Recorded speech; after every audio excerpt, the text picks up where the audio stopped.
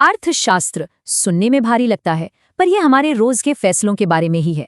आइए इसे आसान बनाते हैं। इसकी शुरुआत एक बहुत ही सीधे से सवाल से होती है जो हम सब खुद से पूछते हैं। सच तो यह है कि हमारी ख्वाहिशें दुनिया में मौजूद चीजों से कहीं ज्यादा हैं। अर्थशास्त्र की भाषा में इसी को कमी या स्कैर्सिटी कहते हैं, और सारी अर्थव्यवस्था इसी से चलती है। तो फिर इस कमी के दुनिया में हम फैसले कैसे लेते हैं? यहीं पर एक पूरा सिस्टम काम आता है, और यही सिस्टम है अर्थशास्त्र। मतलब हम कैसे चुनते हैं, इसी का विज्ञान। ठीक है, तो इसे देखने के दो मेन तरीके हैं। समझिए, एक पेड़ को देखना और पूरे जंगल को देखना। माइक्रो इकोनॉमिक्स छोटी छोटी चीजों पर ध्यान देती है और मैक्रो इकोनॉमिक्स वो पूरी बड़ी तस्वीर देखती है। मतलब एक इंसान की शॉपिंग और पूरे देश के प्रोडक्शन में जो फर्क है वही है ये। यहाँ गौर करने वाली बात यह है कि माइक्रो का फोकस कीमतों पर है और मैक्रो का इन्फ्लेशन और जीडीपी पर। पर ये सारे फैसले मिलकर जो अर्थव्यवस्था का इंजन बनाते हैं, उसके असल पुर्जे क्या है? इसे समझने के लिए इकोनॉमी को 3 हिस्सों में बांटा जाता है। इन्हें सेक्टर्स कहते हैं। सबसे पहला है प्राइमरी सेक्टर, यानी वो सारी चीजें जो सीधे जमीन से निकाली जाती हैं। फिर आता है सेकेंडरी सेक्टर, जो इस कच्चे माल को लेकर उससे चीजें बनाता है। और आखिर में है टर्शियरी सेक्टर, यानी सर्विसेज, जो पूरी इकोनॉमी को सपोर्ट करती हैं। और देखिए, ज्यादातर अर्थव्यवस्थाओं में सबसे ज्यादा पैसा इसी सर्विस सेक्टर से आता है। लेकिन दिलचस्प बात यह है कि जरूरी नहीं कि सबसे ज्यादा लोग काम भी यहीं करते हों। अब सवाल यह है कि इस इंजन को चलाया कैसे जाए। यहीं पर अलग अलग सिस्टम्स की बात आती है। 2 मेन सिस्टम है और इनका सबसे बड़ा फर्क बस एक सवाल है, कंट्रोल किसके हाथ में है। कैपिटलिस्ट इकोनॉमी में ज्यादातर बड़े फैसले प्राइवेट बिजनेस और लोग लेते हैं। वहीं सोशलिस्ट इकोनॉमी में सरकार ही तय करती है कि अर्थव्यवस्था कैसे चलेगी। लेकिन सिस्टम कोई भी हो, कमी की वजह से हर समाज को कुछ बेसिक सवालों का सामना करना ही पड़ता है। और यही वो 3 बुनियादी सवाल हैं जो पूरे अर्थशास्त्र की नींव हैं। क्योंकि संसाधन कम है, इसलिए एक चीज बनाने का मतलब है किसी दूसरी चीज को न बनाना। तो फिर समाज इन सवालों के जवाब कैसे चुनता है? इन्हीं जवाबों से हमारी आज की दुनिया बनी है। एक कप कॉफी की कीमत क्यों घटती बढ़ती रहती है? या फिर ऐसा क्यों है कि कुछ देश तो बहुत अमीर हैं और कुछ गरीब? इन सारे सवालों का जवाब पता है कहाँ मिलता है? एक ही जगह, और वो है अर्थशास्त्र।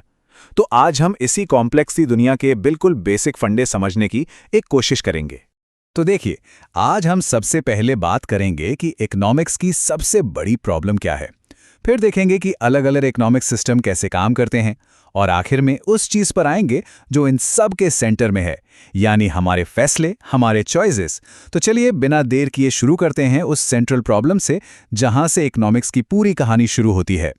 अच्छा, एक बात सोचिए, हर सोसाइटी, चाहे वो कितनी भी पुरानी हो या कितनी भी मॉडर्न, उसे एक ही बेसिक चैलेंज का सामना करना पड़ता है। और मजे की बात यह है कि इकोनॉमिक्स की पूरी फील्ड बस इसी एक प्रॉब्लम को सॉल्व करने के लिए बनी है। तो आखिर वो कौन सी एक प्रॉब्लम है जो सुबह के नाश्ते में क्या खाना है, इस छोटे से फैसले से लेकर देश की बड़ी बड़ी इकोनॉमिक पॉलिसीज तक सब कुछ तय कर देती है? और इसका जवाब सिर्फ एक शब्द में है, अभाव, या जिसे अंग्रेजी में कहते हैं स्कैर्सिटी।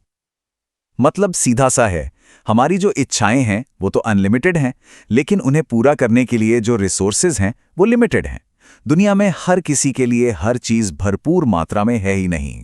इसे ऐसे समझते हैं, मान लीजिए हम सबको एक बहुत बड़ी पिज्ज़ा पार्टी करनी है, लेकिन पिज्ज़ा के स्लाइस हैं बस कुछ ही।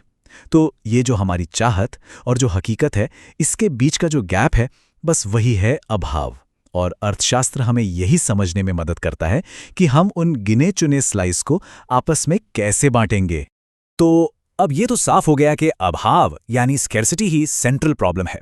चलिए अब 2 ऐसे शब्दों का मतलब समझते हैं जिन्हें लोग अक्सर एक ही मान लेते हैं, लेकिन वो असल में बहुत अलग हैं। और वो शब्द हैं अर्थशास्त्र और अर्थव्यवस्था। हाँ, सुनने में ये दोनों एक जैसे लगते हैं, पर इनके बीच का फर्क कुछ वैसा ही है जैसा कि क्रिकेट के नियमों की किताब और असली क्रिकेट के मैदान में होता है। एक है रूल बुक जो बताती है खेल कैसे खेला जाएगा, और दूसरा है वो मैदान जहां पर असल में मैच होता है। तो सीधी सी बात है, अर्थशास्त्र मतलब थ्योरी की पढ़ाई, वो पढ़ाई जो क्लासरूम या लाइब्रेरी में होती है, और अर्थव्यवस्था वो है असली दुनिया, वो हलचल भरे बाजार, वो चलती हुई फैक्ट्रियां, हमारी रोजमर्रा की जिंदगी, जहां वो सारी थ्योरी असलियत में काम करती है। तो सवाल ये उठता है कि इकोनॉमिस्ट्स इस इतने बड़े खेल के मैदान को स्टडी कैसे करते हैं? वो दो बिल्कुल अलग नजरियों का इस्तेमाल करते हैं। इसको ऐसे समझ सकते हैं जैसे एक ही सीन को देखने के लिए कोई दूरबीन और माइक्रोस्कोप दोनों का इस्तेमाल करें। और इन्हीं दो नजरियों के आधार पर इकोनॉमिक्स को दो मेन ब्रांच में बांटा गया है। इससे होता यह है कि हम इकोनॉमिक एक्टिविटी को बड़े लेवल पर भी और बिल्कुल छोटे लेवल पर भी दोनों तरह से एनालाइज कर पाते हैं। पहला है व्यष्टि अर्थशास्त्र, यानी माइक्रो इकोनॉमिक्स। जैसा कि नाम से ही पता चल रहा है, माइक्रो मतलब छोटा, तो ये एक माइक्रोस्कोप की तरह है जो किसी एक इंसान के फैसलों या किसी एक कंपनी की कीमतों जैसी छोटी छोटी चीजों पर फोकस करता है, जैसे जंगल में किसी एक पेड़ को गौर से देखना। और दूसरा है समष्टि अर्थशास्त्र, यानी मैक्रो इकोनॉमिक्स। मैक्रो मतलब बड़ा, तो ये एक वाइड एंगल लेंस की तरह है जो किसी एक पेड़ पर नहीं बल्कि पूरे के पूरे जंगल पर नजर डालता है।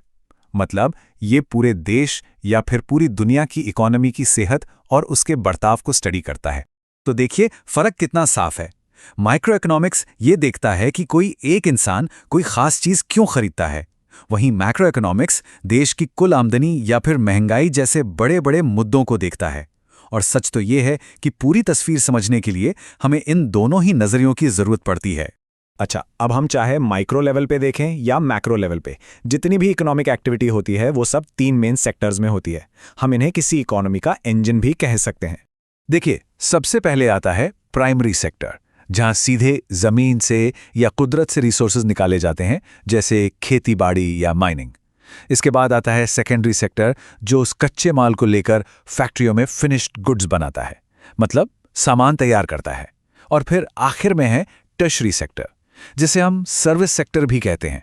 इसमें बैंकिंग से लेकर सॉफ्टवेयर और एजुकेशन तक हर तरह की सर्विसेज आ जाती हैं।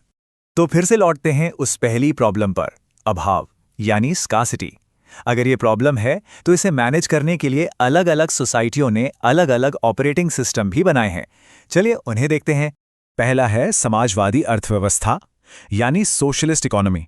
इसमें ना सरकार ही ड्राइवर सीट पर होती है। क्या बनेगा, कितना बनेगा और उसे लोगों तक कैसे पहुंचाया जाएगा, ये सारे बड़े फैसले सरकार ही लेती है। इसके ठीक उलट है पूंजीवादी अर्थव्यवस्था, यानी कैपिटलिस्ट इकोनॉमी। यहां पर फैसले सरकार नहीं बल्कि प्राइवेट लोग और कंपनियां लेती हैं। वो बस मार्केट की डिमांड और सप्लाई को देखते हैं और उनका मकसद होता है प्रॉफिट कमाना। लेकिन असली मजा तो अब है। असल दुनिया में ना लगभग कोई भी देश 100% सोशलिस्ट या 100% कैपिटलिस्ट नहीं है। ज्यादातर देश जो हैं वो एक मिक्स्ड इकोनॉमी चलाते हैं, मतलब दोनों सिस्टम से कुछ कुछ चीजें ले लेते हैं।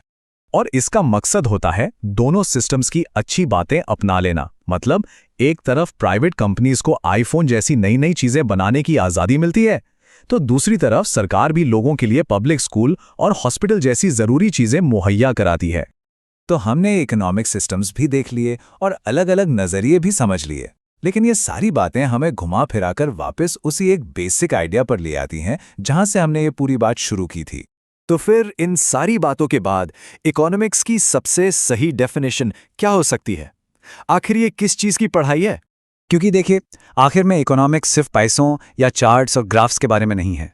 ये है हमारे विकल्पों के बारे में, हमारे चॉइसेस के बारे में। ये इस बात की स्टडी है कि हम चाहे अकेले हों या एक समाज के तौर पर उस सिचुएशन में कैसे फैसले लेते हैं जब हमें वो सब कुछ नहीं मिल सकता जो हम चाहते हैं। तो अब अगली बार जब किसी दुकान में कीमतों को कंपेयर करें या देश की नीतियों पर कोई बहस सुने, तो याद रखिएगा, ये सब इकोनॉमिक्स ही है। ये वही फैसले हैं जो इस सीमित संसाधनों वाली दुनिया में हमारी जिंदगी को एक शक्ल देते हैं। जरा सोचिए, आज ऐसे कौन से इकोनॉमिक फैसले हैं जो हमारे आसपास की दुनिया पर असर डाल रहे हैं?